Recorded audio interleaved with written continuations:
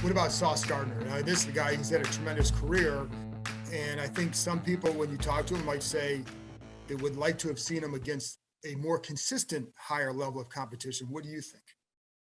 Well, I mean, he's played plenty of guys throughout his year, right? Throughout his career. He played Ohio State when he was a freshman, and then he went against Jamison Williams last year. And then also, I wish he would have played in Georgia his sophomore year. He didn't play in that game, so it's unfortunate that we didn't get to see him in that matchup. But he's played against plenty of Power Five, big time competition. Going back to the bowl game last year against Alabama, even though him and Jamison Williams didn't match up a whole bunch, you still had plenty of other talented players opposite of Jamison Williams in that game too. So I think he's played plenty of competition, but also he can't control who he goes against. All he can do is just shut them down, whoever teams put on his side of the football. And a lot of teams were shy as far as testing him just because they had so much respect for him. So not only does he have respect of his peers, his teammates, and his coaches, but also every team around the country knew who Sauce Gardner or who number 12 was or number 1 was his final year when they found him on the scouting report.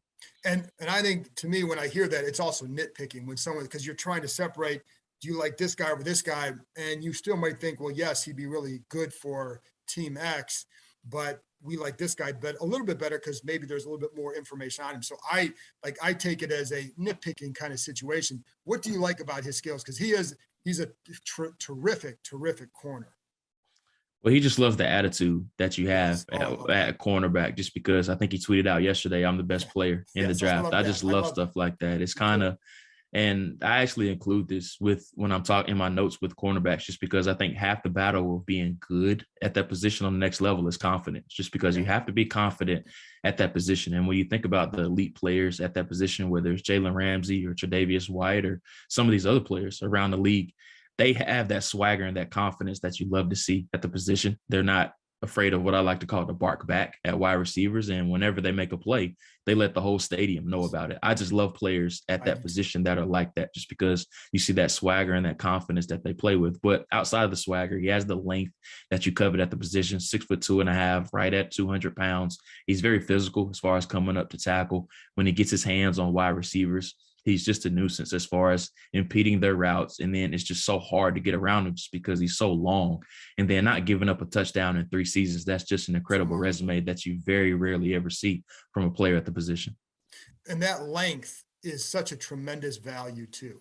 It's because you played quarterback. So when you know you're throwing against a taller corner, talented and tall, how does that play with your head? Because I'd imagine you can see a guy who might look open, but because of the length, maybe he's not quite as open.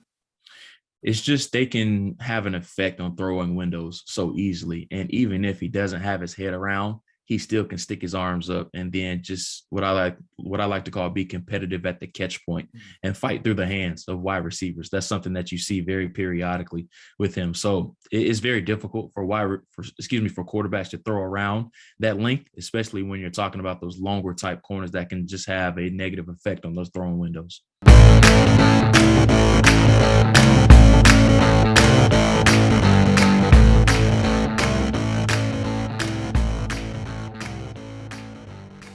Hey everybody, it's John Keim.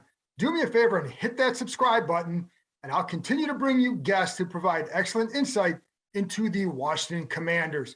And while you're here, check out the other terrific content on the Ampire Media Network, including Inside the Cap with Joel Corey and All's Caps with Steve Wino and former Washington Capital Carl Alsner. Go ahead, hit that subscribe button.